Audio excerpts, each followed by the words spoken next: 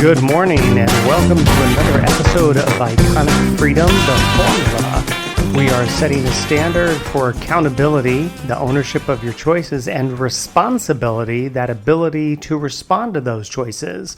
Let each care for self and all will be cared for. Does white privilege exist? Absolutely. It does. Absolutely. And where's the proof of that? All around. I tell people often now, in hindsight, one of the things that I wish I would have been more cognizant of was the white privilege at UCLA that was sitting, right next to me. For Black people, I believe white privilege is something to leverage. What is it, though? I don't see it anywhere. What is it? What is it? How don't you For not people see like me privilege? who don't see it. How do you not see white privilege? Because it doesn't exist. That's Yes, what it does. So what is it exactly? I believe white privilege is just the ability just to be free and white and not have the same type of social, economic, and social ills as Black people have to deal with. I mean, there's no white racial profiling. White people don't get pulled over by the cops just because they're white. They have the ability to show emotion and love to their sons without being emasculated. There's all kind of examples of white privilege. If you Absolutely. believe that. Why don't you Black? How come you don't believe white privilege exists? What you see? Well, I hardly know where to start. But so I really like this entire clip, and I'm probably going to have to split this up into two different podcasts just because I think it's important to realize that there are people out there that are lying, and they lie again. And these lies that you've been told, which is basically the topic of today's discussion, these lies are built on people's emotions. They're not built on anything factual. I mean, one of the things that I love about the moderator is that he immediately says, "What's your proof of that?" And she's dumbfounded. She doesn't know what to say. So then she uses the words, "I believe." So we've talked on this podcast about that, right? There are three stages. I believe, I think, I know something. So if you believe something, that is born out of an emotion. That is not born out of, I think, because perhaps there are facts out there that will be able to corroborate what you think, and then it becomes what you know. You know the reality. Why do you know the reality? Because reality is void of the emotion. It is merely the observation. Now, I find it fascinating that I'm going to say it because it's true, is that this woman is very racist. I mean, she starts off by saying that there's white privilege. And then what I found interesting was that one point during that initial back and forth with that gentleman, she goes, "Well, you're Black. How do you not see it?" It's like, excuse me? I'm sorry. Because I'm Black, I'm supposed to see everything through the filter of whatever your personal vendetta against society is, or whatever your personal self-inflicted victimization is. I mean, you're going to see it as we go through more of this particular interview that he's doing with this young lady of who she really is. But what an interesting thing. And so then she wants to characterize everything that, the white people, they get privileged. They don't become emasculated, when they show their sons, emotion, or their children. Now, okay, again, that is another lie. I've seen some of the most remarkable exchanges between fathers and their children. I mean, personally, I've seen it, but I've also been in my own life, but I've also been witness to it in television, in the movies, all kinds of stuff that you see on Instagram. I mean, there's some amazing video that is out there that shows the love between a father and their children, a father and his sons, a father and his daughters. I mean, to be honest and to be blunt, that's just bullshit. And she's just trying again to gaslight the situation with emotion because she doesn't have any facts to basically back it up. don't you black? How come you don't believe white privilege exists? What you see? Well, because I am black in color, but I don't have that dark mentality that most black people have. Clearly. I see, she said clearly, I see that white people have the same struggles and things that we have in that What type of they have struggles to do they make their have? marriages work. They have to make their children, help their kids grow up in the right way so that they can earn a living and be independent. But they also have the majority of their make fathers at home. Right, We don't and the have- reason for that, it's starting to change somewhat now, but the reason for that is because they are taking responsibility for that, whereas black men and women are not taking responsibility for that as they did prior to the civil rights movement. Absolutely spot on. If you want to hear a lot of really great information, factual information, and some amazing knowledge, I really encourage you to seek out Thomas Sowell. He has done a plethora of books and video out there, a lot of stuff with Milton Friedman back in the late 70s, early 80s about this whole issue regarding affirmative action. Now, I think it's interesting that she says she doesn't even realize how stupid she is, right? She says, oh, well, that's because, they have their fathers at home. Well, duh. And that's the point that he makes immediately following that statement is they are being responsible and accountable to their family, to the women that they're with or the men that they're with, and they are taking care of their family, they're taking care of their children. Now, here's what's interesting. Why would something like that come out of her mouth? Okay, so here's my secret of observation is that things that come out of your mouth, whether you mean for them to or not to, that is who you are. It is your body responding to something naturally. And if something comes out of your mouth, it's because that's who you are. So she makes the comment and doesn't even realize that she is not taking responsibility. She's not taking accountability. Therefore, she does not own those qualities. Therefore, she does not obligate other people to those qualities. She's not obligating the men in her life, or she has not obligated the men in her past life to that accountability of being around and helping to raise your children. Imagine if she did, she would be living a very different experience. The one piece I want to make sure I don't forget to mention is that she doesn't even recognize that she is not accountable herself, that she does not take responsibility for her choices. She doesn't recognize it, and therefore she doesn't recognize it in others.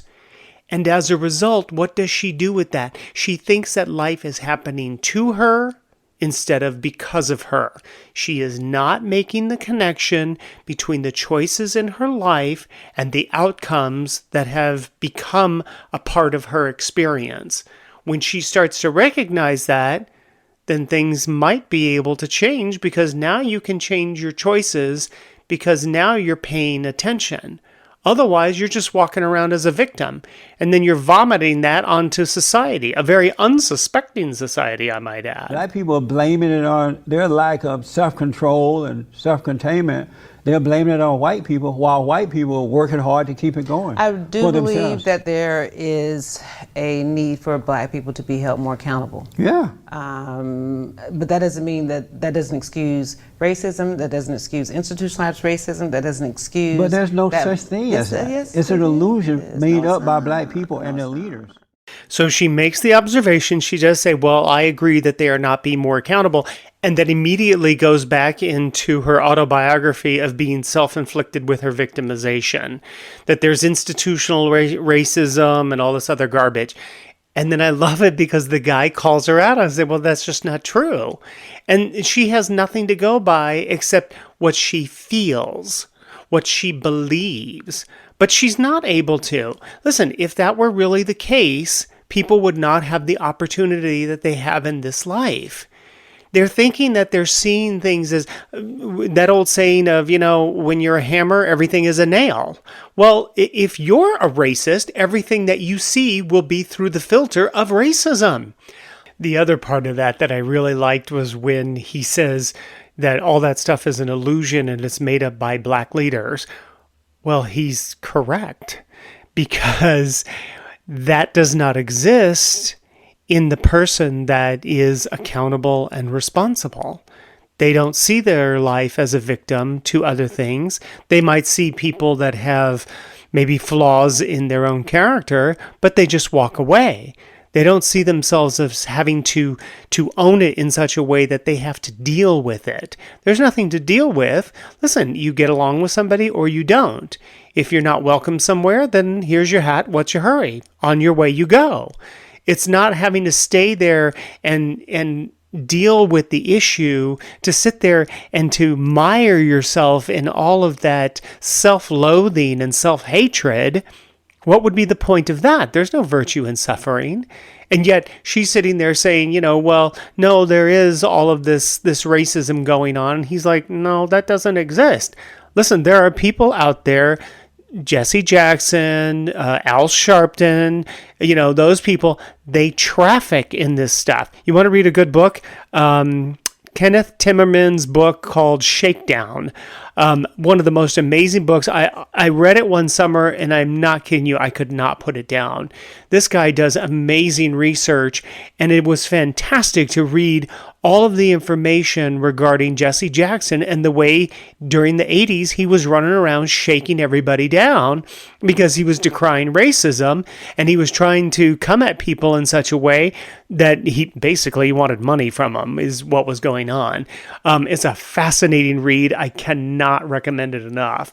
But this issue that he's talking about, where he says that's all made up, these leaders, so-called leaders, they're gaslighting these people. Why?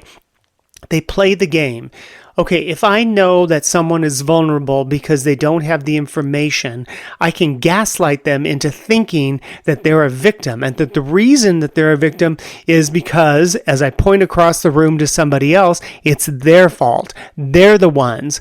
Why? Because I'm not teaching that individual to be responsible, to be accountable to their choices, to own their choices. I'm not teaching them that. I'm teaching them that you do whatever you want. It's a consequence-free lifestyle. Anybody that stands in your way is a racist. And then every time that particular situation occurs in your life, that's how you're going to filter it. And that's how you come to realize the lies that you've been told. These are the lies that you've been told. Someone else is accountable and responsible for your unhappiness. Someone else took that away from you. Someone else made it so that you got fired from your job. Someone else made you late for work all the time so that you got fired from your job. Someone else made you stay out late the night before so that you didn't get enough sleep and you overslept the next day, and then you got fired from your job. Someone else made you go out and do drugs or do alcohol or whatever it is that your vice is, and then made it so that you got home and you were too tired and you overslept once again because you've been doing a pattern of this, and then you got fired from your job. Someone else did that to you. And in understanding this, you realize, see, when you walk back the moment that you're experiencing, if you're not liking the experience, well, why did you make those choices leading up to that moment that you're now experiencing? It exists. Well, Sorry. where's the proof of it, though? What do you mean, where's the proof of it? There are many kids who are getting into, black kids who are allowed to get into these universities around the country, right, based on affirmative action. And because of affirmative action based on their color. That's discrimination based on color, and that's wrong. And these kids are getting in, but they're not earning their way. So when they fail, they feel less than before they were allowed to get in based on color. I'm a proud product of affirmative action. When I went to UCLA, it was because I was an affirmative action student. I'm sorry to hear that. And I think I turned out fantastic. Okay, so the piece of that I really like is that he says, well, I'm really sorry that you got in because of affirmative action. And she doesn't even understand. Do you hear what you're saying? You're saying that you didn't have the grades, you didn't have the talent, you didn't have the ability. So instead, you try to use something, your race, your gender, your ethnicity, as though it's some sort of an accomplishment. It's not. You're not accomplished because you're a woman. You're not accomplished because you're black. You're accomplished because you've got the intelligence to be accomplished. You're accomplished because you put in the effort to be accomplished. In order to educate yourself, to increase your awareness. That's why you're accomplished. Nobody cares that you're a woman. Nobody cares what your ethnicity is. Nobody cares what your race is.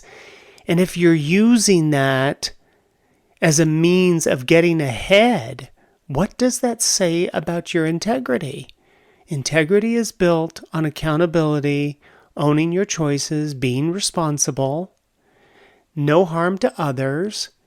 Are you being responsible when you're sitting there using something as a means of trying to coerce, manipulate, control, or to shake somebody down?